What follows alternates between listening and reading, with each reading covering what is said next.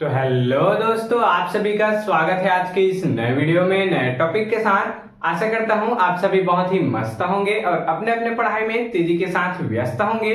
तो चलिए इस प्रकार से आज के इस प्यारे से टॉपिक में जैव अणु के अंतर्गत एक बहुत ही इंपॉर्टेंट टॉपिक क्या पढ़ने वाले हैं, एंजाइम क्या होता है, इसके बारे में आपको संपूर्ण जानकारी इसके गुण सहित इसके डिफिनेशन सहित देने वाले हैं। इसी को जैव उत्प्रेरक भी बोल दिया जाता है।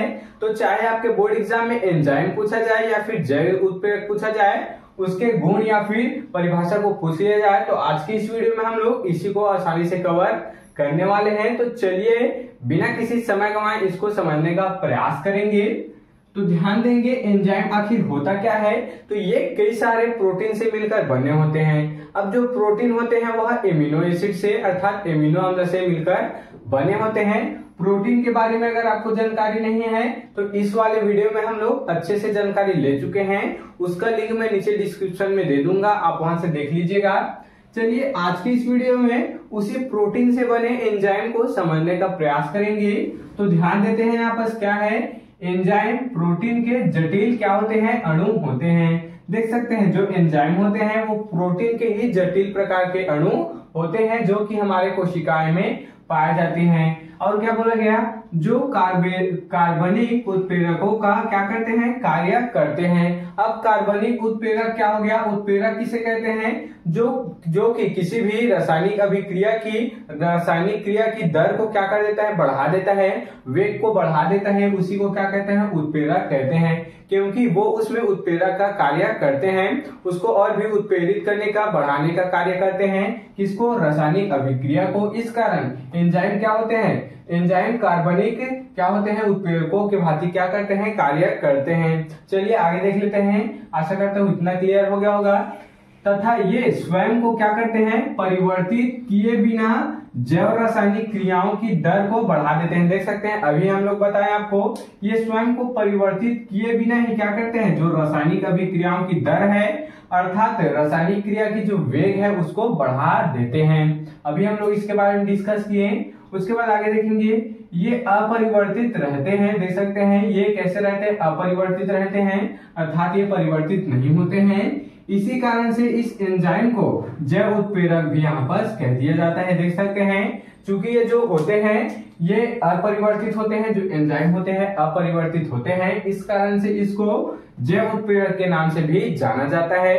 तो आशा करता हूं आपको एंजाइम क्लियर हो गया होगा। चलिए एक और लास्ट बार इसको समझने का प्रयास करेंगे आखिर इसमें बोला क्या जा रहा है। तो एंजाइम प्रोटीन के क्या होते हैं, जटिल अणु होते हैं। जो एंजाइम होता है वो प्रोटीनों से बना एक जटिल क्या होता है, अणु होता है। उसके बाद क्या लिखेंगे, जो कि कार्बनिक उत्प्रेरकों का कार्य करते हैं। कार्बनिक उत्प्रेरक अर्थात किसी भी रासायनिक अभिक्रिया के वेग को क्या कर देते हैं, बढ़ा देते हैं। उसी को यहाँ पर इस वाले लाइन में बोला गया है। तथा ये स्वयं को परिवर्तित किए बिना ही जैव रासायनिक अभिक्रियाओं की वेग को बढ़ा देते हैं, दर को बढ़ा देते हैं। तथा आगे देखेंगे ये कैसे होते हैं, अपरिवर्तित होते हैं। इस कारण से इसको जैव उत्प्रेरक भी यहाँ पर कह दिया जाता है। आशा करता हूं अब आपको क्लियर हो गया होगा।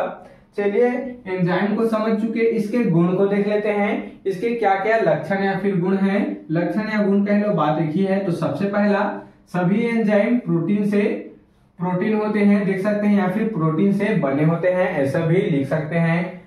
क्या बोला गया यहाँ पर, सभी एंजाइम प्रोटीन होते हैं। देख सकते हैं चूंकि ये प्रोटीन से बने होते हैं तो इसके गुण में सबसे पहले यही लिख सकते हैं कि जो सभी एंजाइम है वो प्रोटीन ही होते हैं। दूसरे देख लेते हैं, ये जैव उत्प्रेरक होते हैं। देख सकते हैं ये जैव उत्प्रेरक होते हैं।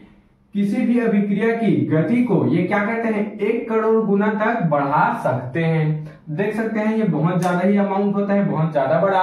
कोई भी जो रासायनिक अभिक्रिया की दर है उसको ये 1 करोड़ गुना आगे और बढ़ा सकता है। 1 करोड़ गुना और भी इसमें क्या कर सकता है, बढ़ोतरी कर सकते हैं, चूंकि ये जैव उत्प्रेरक होते हैं। आशा करता हूं दूसरा भी क्लियर हो गया होगा।